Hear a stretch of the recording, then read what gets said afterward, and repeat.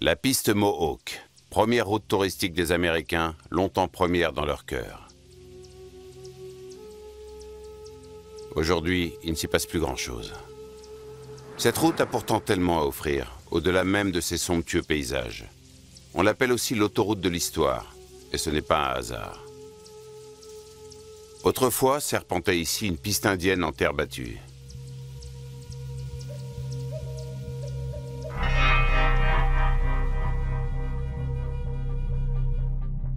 Mais avec l'arrivée des premiers colons européens, il y a plus de 3 siècles, tout a basculé pour les Indiens. Les immigrants leur ont volé leurs terres et les ont repoussés toujours plus loin à l'intérieur du pays. Leurs sentiers en terre battue se sont transformés en chemins, puis ont fait place au macadam. Entre Boston et Buffalo, cette route parsemée de petites villes raconte l'histoire des Indiens et des colons. Dans l'État du Massachusetts, l'une des agglomérations les plus anciennes s'appelle Berlin, enfin Berlin.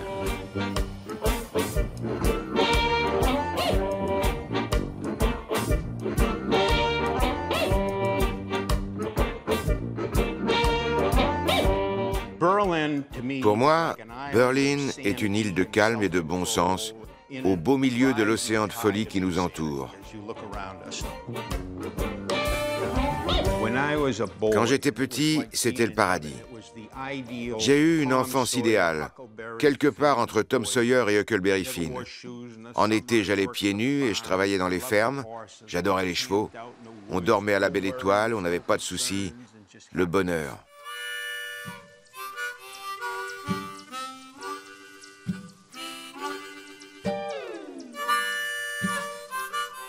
Je m'appelle Walter Bickford et j'habite à Berlin, dans le Massachusetts, en Nouvelle-Angleterre. Je suis un descendant des Fuller qui sont arrivés à bord du Mayflower. Je m'appelle Barry Yeager et j'habite à Berlin, dans le Massachusetts, aux États-Unis. J'ai toujours vécu ici. Certains de mes ancêtres s'y sont installés dès la fondation de la ville, il y a plus de 200 ans.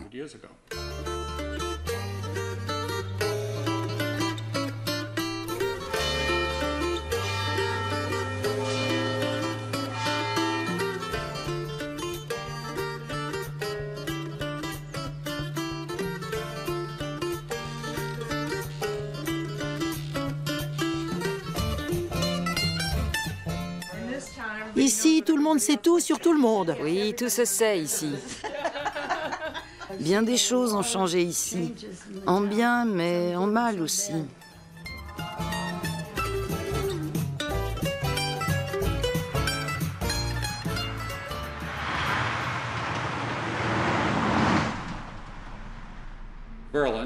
Bien sûr, Berlin doit son nom à la capitale allemande. Cela dit, si on a choisi un nom allemand, c'est sans doute que juste après la guerre d'indépendance, les Anglais étaient mal vus. Les habitants de la Nouvelle-Angleterre se sont battus 8 années durant contre la mère patrie britannique. C'est depuis qu'on les appelle Yankees. Ici, la plupart des gens sont des Yankees. Il y a quelques familles polonaises. Et aussi des Noirs, mais pas beaucoup.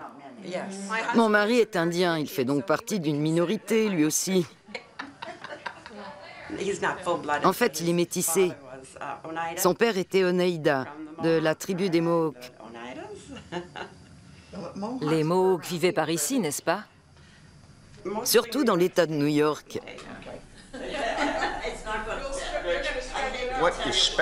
Berlin a une spécificité qui convient à ma philosophie. C'est une ville où règnent encore des valeurs comme la probité, la simplicité, le sérieux, la solidité. Elle n'est pas frivole.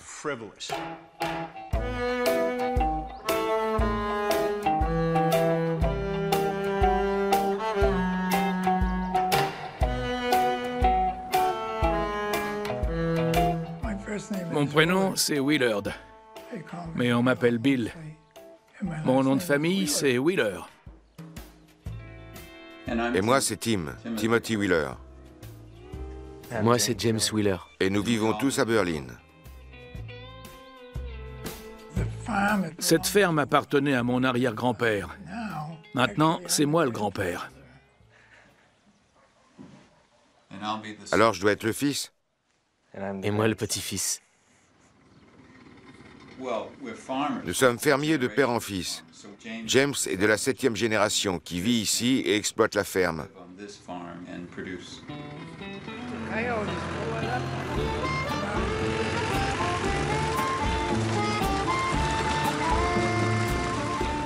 En Nouvelle-Angleterre, les petits exploitants ne peuvent plus vivre de la seule agriculture. Une nouvelle idée commerciale pourrait les sauver, le tourisme rural. Expliquez quoi? Le tourisme rural. Non, toi. C'est pas mon rayon, ça. C'est du ressort de Tim. En fait, il sait bien que les gens qui viennent ramasser des fruits et des légumes ici le font pour s'amuser. Et parce que c'est quelque chose qu'on peut faire en famille.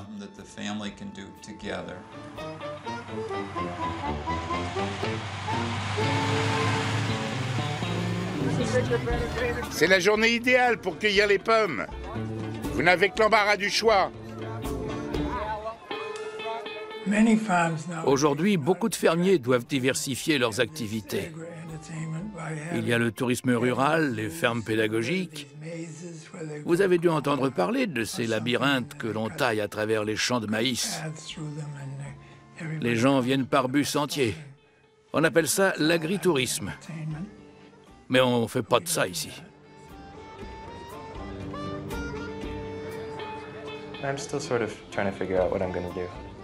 Je ne sais pas encore ce que je vais faire. J'ai un diplôme d'histoire, alors...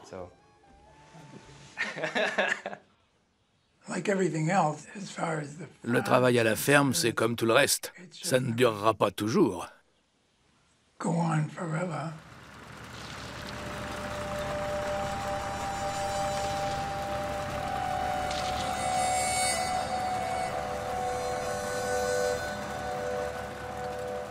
À Berlin, toutes les exploitations agricoles ont du mal à survivre. La ferme du Grand Chêne a misé sur les chevaux. Je m'appelle Ray Hackett et j'entraîne les chevaux à la ferme du Grand Chêne, ici à Berlin. Il y a bien longtemps, j'ai consulté une voyante qui m'a dit « Vous irez dans une ville dont le nom commence par un B, dans une belle ferme toute blanche, entourée de collines, et vous travaillerez chez un homme qui ressemble à votre père et dont le nom commence par un B. » Je m'appelle Steen Benson et je vis à la ferme du Grand Chêne à Berlin, dans le Massachusetts. Je m'appelle Carla Montague et j'habite aussi à la ferme du Grand Chêne. Je suis née à Leipzig, en Allemagne. Je suis d'origine danoise. Je suis venu ici à 25 ans.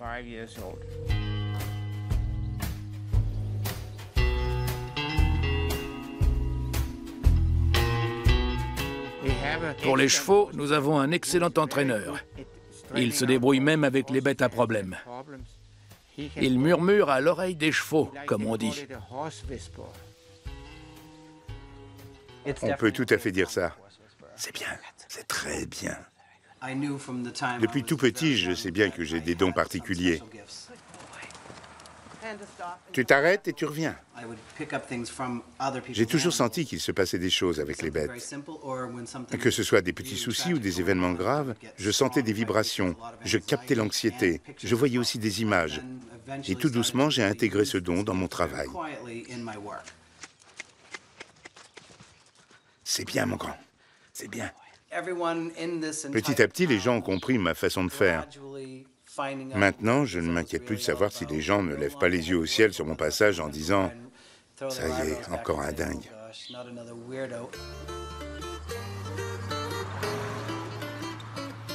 Quand on n'est pas yankee, il faut un petit peu de temps pour se faire accepter. On est des étrangers, bien sûr. On peut bien passer le restant de sa vie ici, on est toujours un étranger.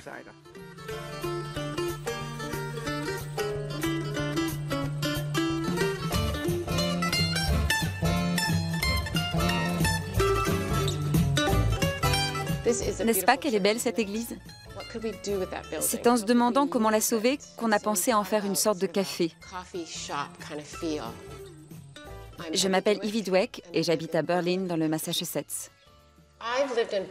Je vis ici depuis 1994. En tant que musicienne classique, j'ai passé 10 années formidables en tournée à travers toute la Nouvelle-Angleterre. Puis je suis venue ici à la naissance de mon premier enfant. Nous avons acheté cette église en janvier 2011 et depuis, les gens affluent pour nous aider.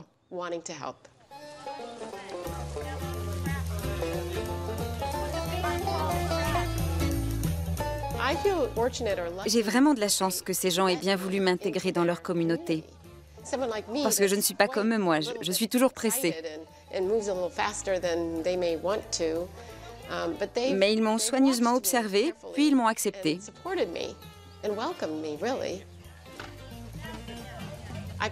Je n'ai qu'à dire ce qu'il nous faut et quand il nous le faut pour qu'ils viennent tous nous aider. Dans la vie, chacun doit trouver l'endroit où s'épanouir. Sinon, il faut aller voir ailleurs.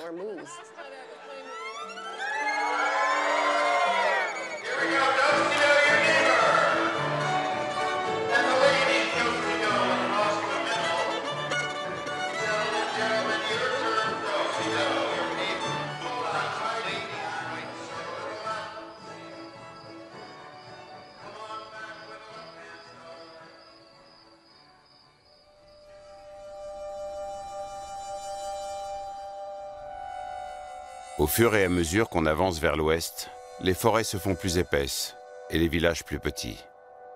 Ici, les idéaux alternatifs ont l'espace pour eux. Dans les pagodes pour la paix, ces monastères bouddhistes exaltent la paix dans le monde.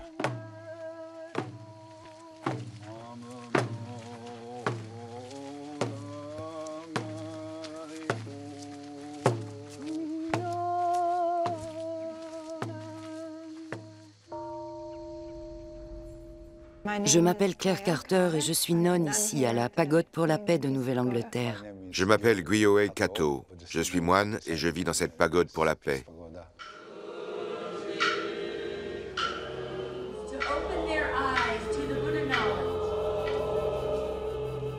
D'une manière générale, en Nouvelle-Angleterre, on a tendance à laisser les gens vivre à leur guise. Ce qui n'empêche pas l'esprit critique.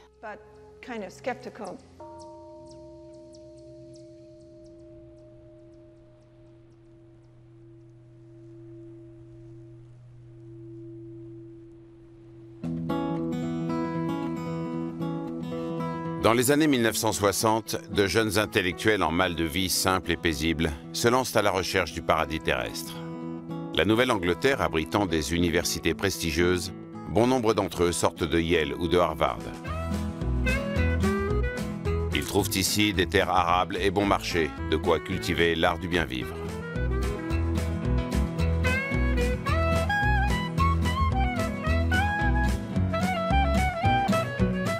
Je m'appelle Patty Skitari et je vis ici à Wendell.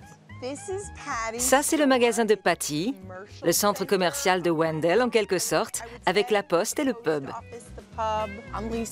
Je m'appelle Lisa Winter et j'habite aussi à Wendell. J'ai déjà entendu dire, c'est un tas de hippies là-dedans, ils vendent de la drogue dans ce magasin. Alors je réponds, c'est mon magasin et je ne vends pas de drogue. Les gens s'imaginent de ces choses. C'est un patelin ici.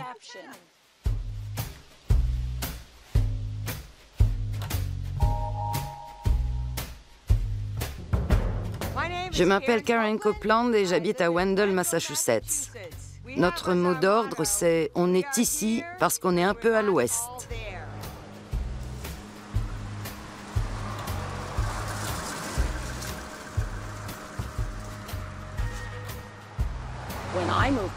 Quand je suis arrivée ici il y a 18 ans, beaucoup de gens vivaient dans des tipis, sans électricité, sans eau courante. Moi qui viens de la banlieue new-yorkaise, je n'arrivais pas à y croire. On est toutes deux de Long Island. Deux filles de Long Island qui ont atterri ici.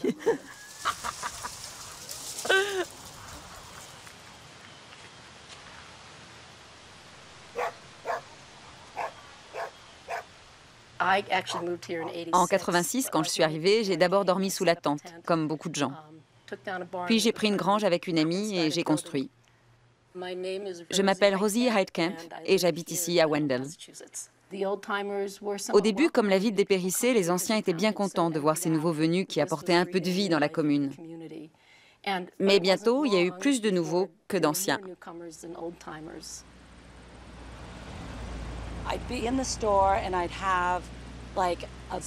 Ici, j'ai déjà vu un fermier septuagénaire, issu d'une vieille famille du Cru, en train de discuter avec deux lesbiennes de ce qu'elles allaient faire comme plantation. C'est quand même extraordinaire, cette façon de surmonter ces différences. Je n'avais jamais vu ça.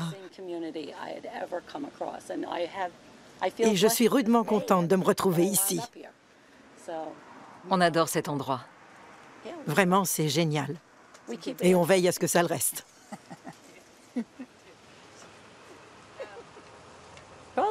Charlie est receveur des postes.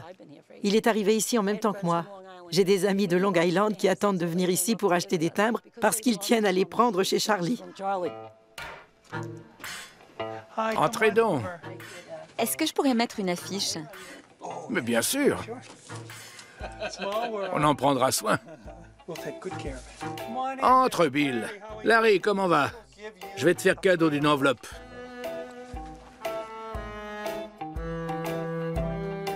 Je m'appelle Charlie O'Dowd et je suis receveur des postes ici à Wendell. Aux États-Unis, les services postaux ont pris l'aigle pour emblème. Ici à Wendell, on a choisi un autre oiseau. C'est la cigogne. Certains trouvent qu'elle ressemble au receveur. Ici, on n'est pas comme à la ville. Un jour, j'ai trouvé une carte postale adressée à Azriel. Comme je savais qu'Azriel était le chien de la famille Stemmel, juste en bas de la rue, la carte a pu être distribuée dans les règles de l'art juste avant Noël. Charlie est tellement attentionné. Il vous présente tout l'assortiment. Et si vous avez besoin de timbres, il vous montre. Vous avez le choix. C'est un personnage très important à Wendell. Tout le monde l'adore. Nous traitons des envois d'animaux vivants. Des poulets, des dindes, des pigeons, des canards, des abeilles. Car beaucoup de gens essaient de vivre en autarcie. C'est vraiment une ville formidable.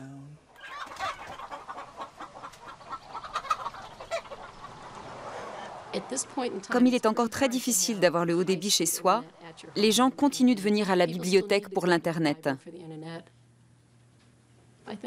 Nous vivons à une époque bénie où les adolescents communiquent encore et ne sont pas sans arrêt connectés. Même si beaucoup de nos actes sont des choix personnels, nous ne perdons pas de vue le contexte social. Tout ce qui se passe ici tient au fait que chacun s'investit personnellement dans la collectivité. Mon mari et moi avons transformé le magasin afin de pouvoir y installer un bar dansant, le Déjà Bu. Cela manquait un peu de vie nocturne ici.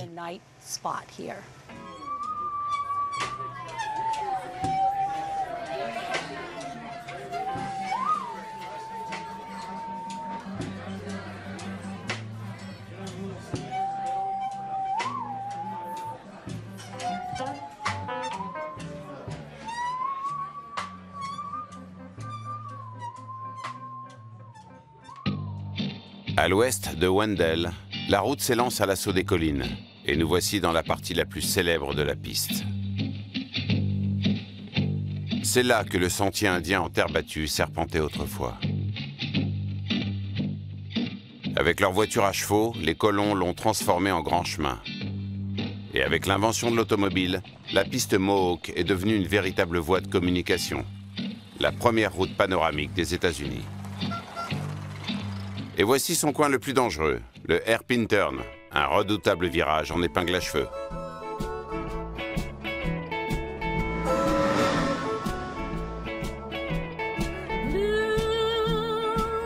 Je m'appelle John Morris et j'habite ici au Hairpin Turn.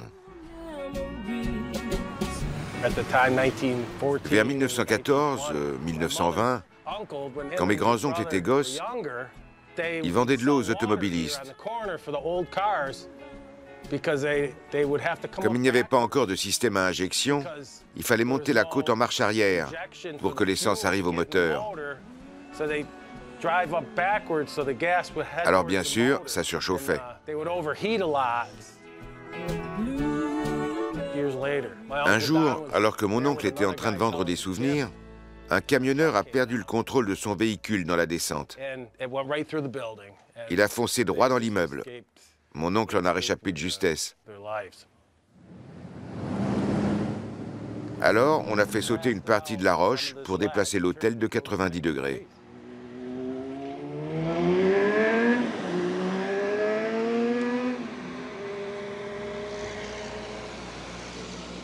Ils aiment bien faire des acrobaties en montant là-haut. Du temps où l'essence était bon marché, mes parents faisaient souvent des excursions le dimanche. Il fallait 2-3 heures pour atteindre la piste Mohawk. Et les voitures étaient pare-choc contre pare-choc. Ça, c'est une coupure de journal des années 60. Regardez, on ne pouvait même pas se garer.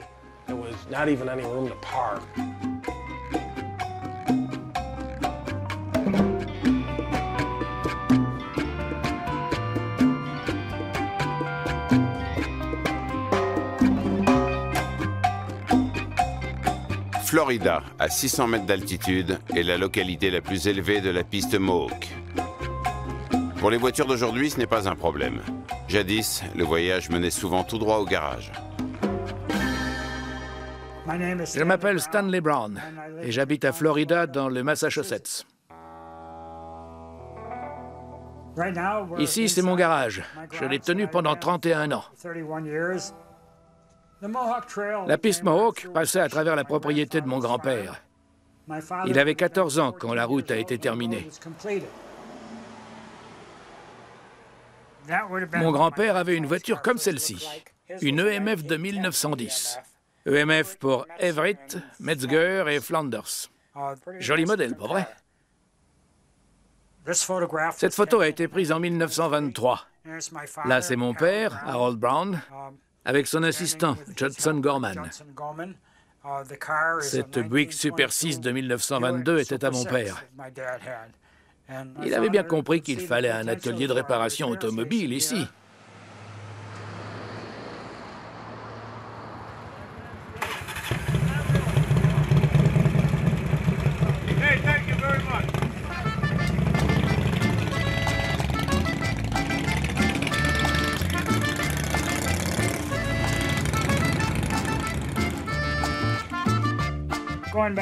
En hiver, dans le temps, on pouvait se retrouver très isolé ici. En 1926, mon père et mon oncle ont dû pelleter de la neige sur près de 8 km pour rejoindre le hameau voisin. Un sacré boulot.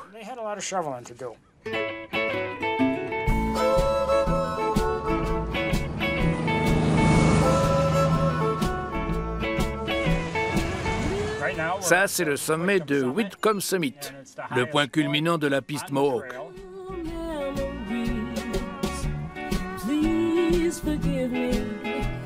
Quand la route a été ouverte en 1914, Summit House a été le premier établissement à ouvrir ici. Cette photo doit dater du début des années 1930. La carte postale annonce un repas complet pour 65 cents. Il faut reconnaître que c'était raisonnable.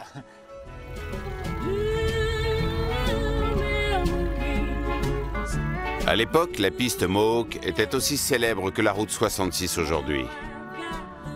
C'était la grande époque de ce tourisme automobile si américain. J'ai toute une collection de bibelots de la piste Mohawk, comme cette salière et cette poivrière en forme de chaise. Si l'on n'avait pas tous ces souvenirs, on ne pourrait pas comprendre ce que représentait la piste Mohawk.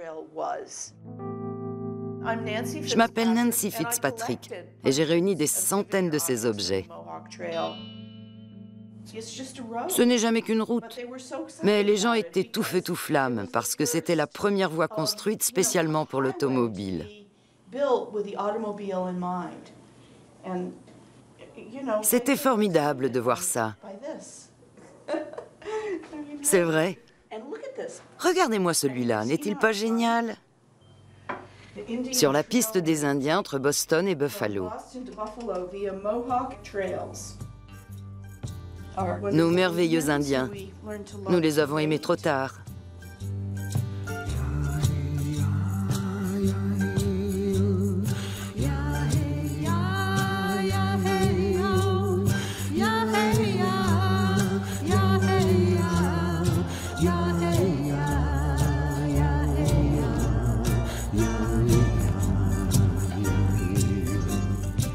Il n'y a pratiquement plus d'Indiens ici. Et c'est bien triste. À qui la faute? Qui les a tués? Quel gâchis. Il faut faire quelque chose, faire ce qu'on peut pour réparer. Tâchons au moins d'être respectueux.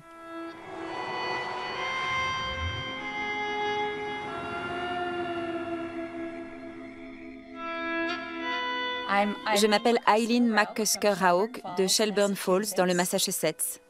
Notre magasin sur la piste Mohawk s'appelle Au Grand Indien.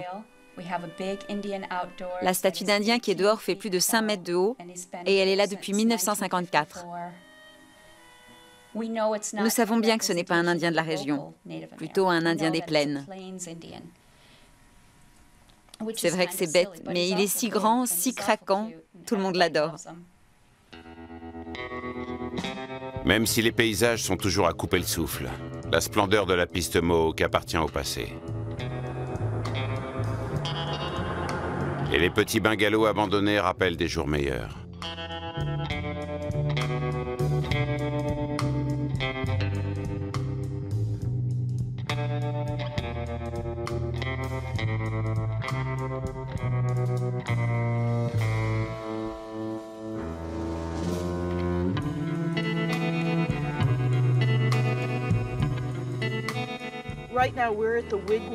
Ici, c'est la cité des Wigwams. C'est un village de vacances assez décrépit qui date des tout débuts du tourisme automobile.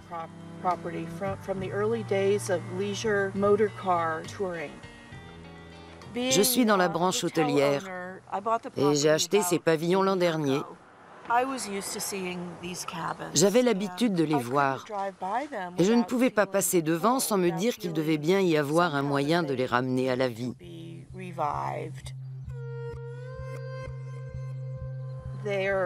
À une époque, ils étaient une vingtaine, avec un magasin de souvenirs, bien sûr. Il n'y a pas de raison que la piste Mohawk ne devienne pas une autre route 66. Si on me laisse faire, ce sera le cas, mais en beaucoup plus branché.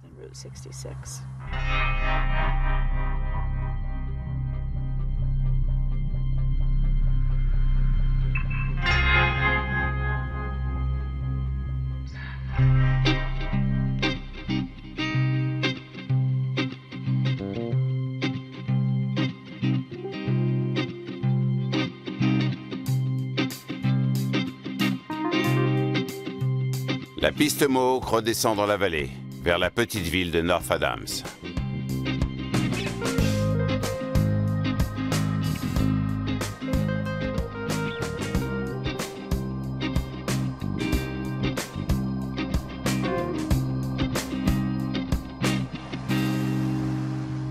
La piste Mohawk d'origine devait passer exactement là où se trouve Main Street, la rue principale de North Adams.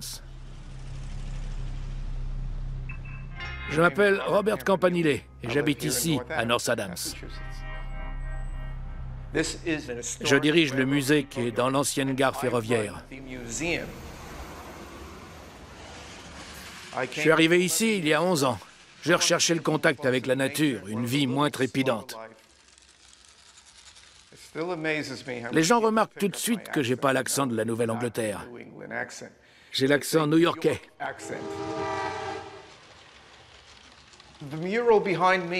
Cette fresque derrière moi est sans doute la représentation la plus ancienne que nous ayons de North Adams.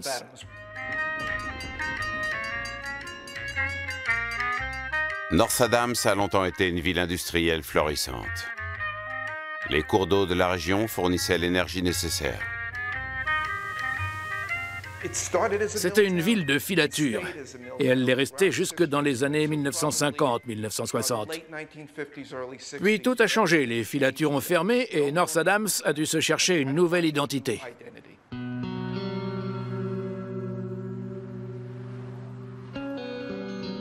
Des localités comme celle-ci cherchent leur salut dans l'univers artistique.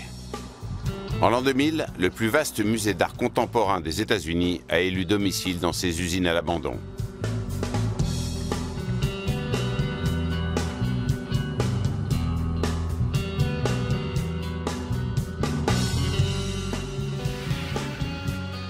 Dire qu'il fut un temps où cette région était le centre industriel de l'Amérique triomphante. Aujourd'hui, toutes les anciennes villes industrielles luttent pour leur survie. À la frontière du Massachusetts s'arrête la célèbre piste Mohawk. Place à la route 2 et bienvenue dans l'État de New York.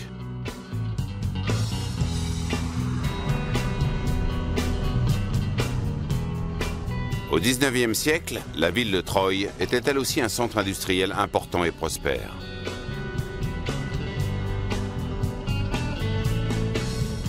Aujourd'hui, on a bien du mal à y trouver du travail.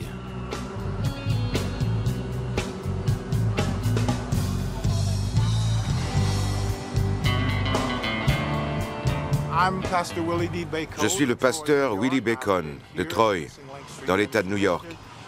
Et cela fait 4 ans et demi que je suis en charge de cette église méthodiste. Mais je m'occupe aussi de la dure réalité de la vie quotidienne dans le voisinage. Nous sommes dans le quartier Centre-Nord, que je considère comme l'un des plus défavorisés de la ville.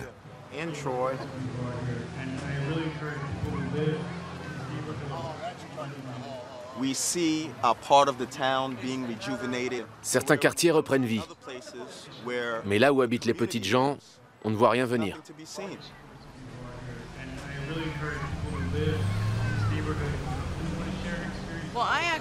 J'enseigne à l'université juste à côté, c'est-à-dire que ce quartier est à l'ombre d'un établissement privilégié. Ça m'a fait un choc de me rendre compte que je côtoyais cet endroit depuis plus de 10 ans sans jamais y aller parce que je n'avais rien à y faire. Alors, qu'est-ce qu'on photographie maintenant? Les poulets du pasteur Willy. Ok, on y va. Nous quittons Troy et poursuivons notre route vers Amsterdam.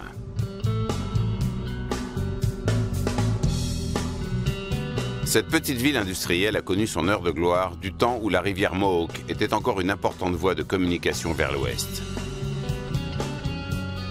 Aujourd'hui, les cheminées sont les derniers vestiges de cette époque. Je m'appelle Gary Dotka et j'habite Amsterdam, dans l'État de New York.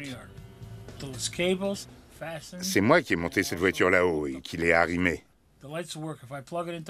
Et même les phares fonctionnent.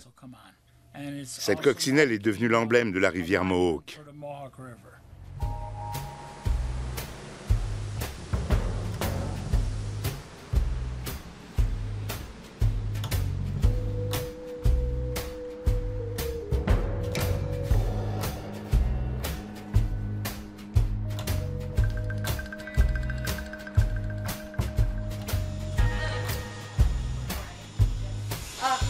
Nous sommes à Amsterdam, dans l'État de New York. Les gens ont perdu leur emploi. Tout a fermé. Le centre-ville est pratiquement mort.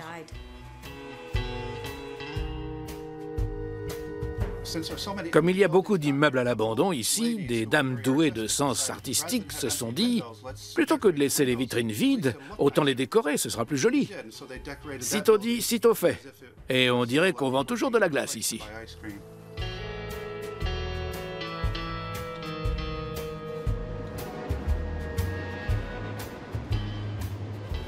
J'arrive tout juste à vivre de la librairie, mais j'aimerais bien rester ici jusqu'à la retraite, si c'est possible.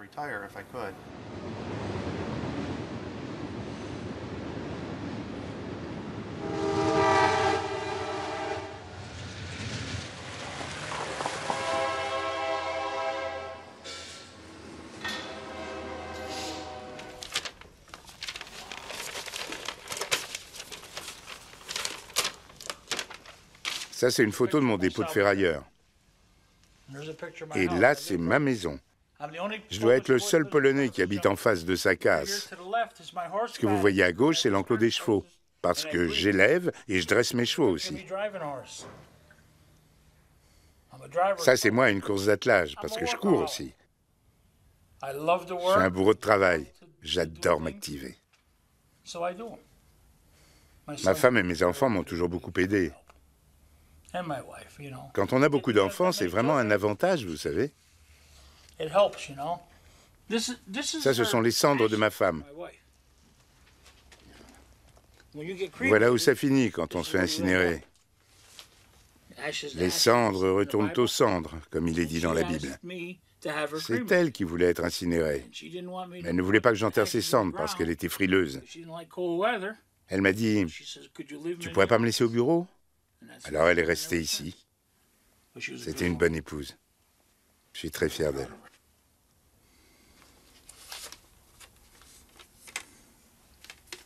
Et je suis fier de mes chevaux aussi.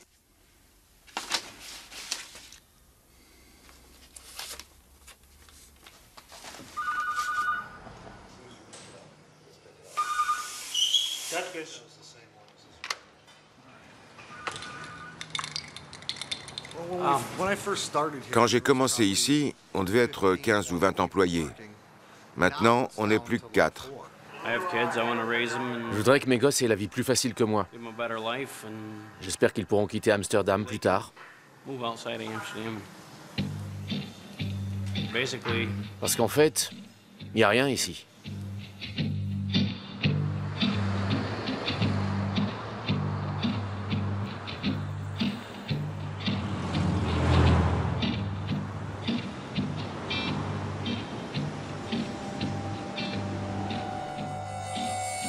À un quart d'heure en voiture à l'ouest d'Amsterdam, les terres sont fertiles. Ici, bien loin de la piste Mohawk, s'étend la vallée Mohawk. C'était la terre des Indiens Mohawks, avant que les colons ne les enchassent et les envoient dans des réserves au Canada.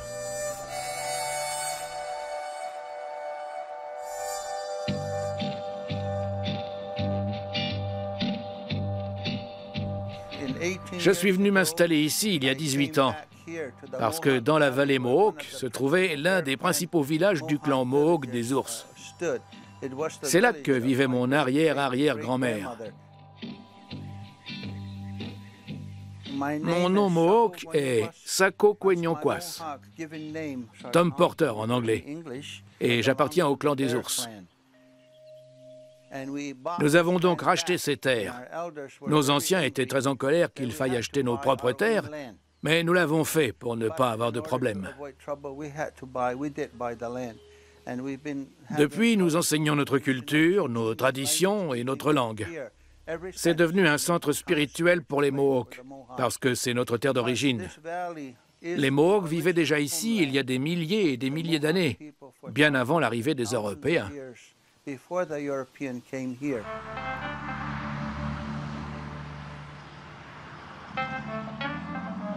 Les Indiens Mohawks n'ont pu racheter qu'une petite partie de leurs terres ancestrales. L'Église catholique reste l'un des plus grands propriétaires terriens dans la vallée Mohawk. Juste à côté de la ferme de Tom Porter se trouve le reliquaire d'une sainte du XVIIe siècle.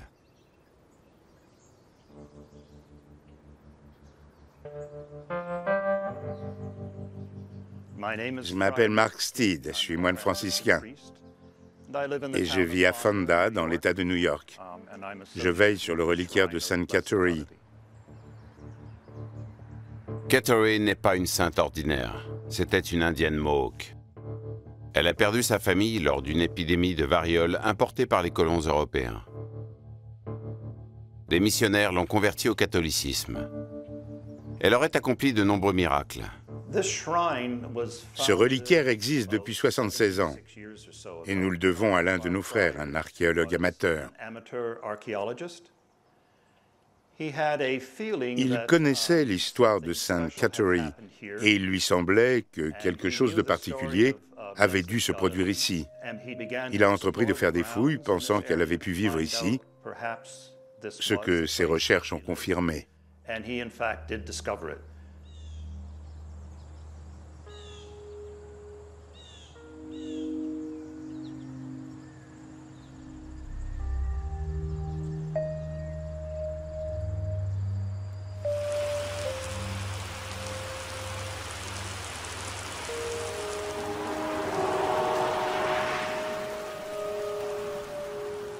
C'est ici qu'était le sentier d'origine. Il remonte jusqu'à Buffalo. Il passe juste devant ma maison. Pour construire la voie rapide, il a suffi de le suivre.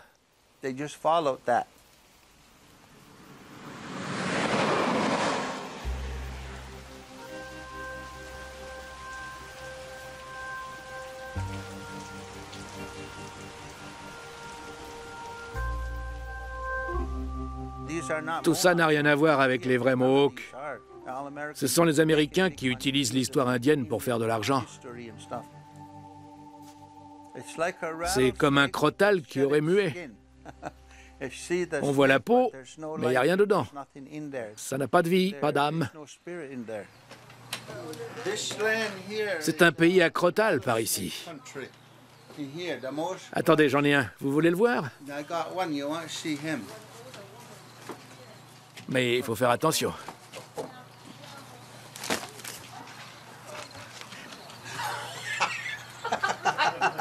C'est un crottal des bois. Il a 100 ans. Il a été empaillé.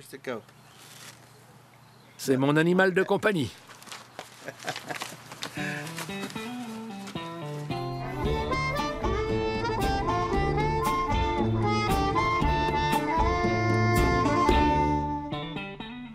Cette région, des villes comme North Adams, ces petits villages idylliques, c'est ça la véritable Amérique. Si je pouvais, j'arracherais tout ce bitume. Je remettrais les chemins de terre et je retournerais au bon vieux temps.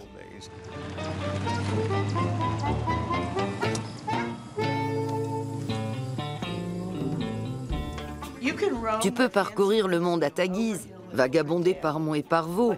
Tu n'auras rien vu de l'Amérique tant que tu n'auras pas vu la piste Mohawk.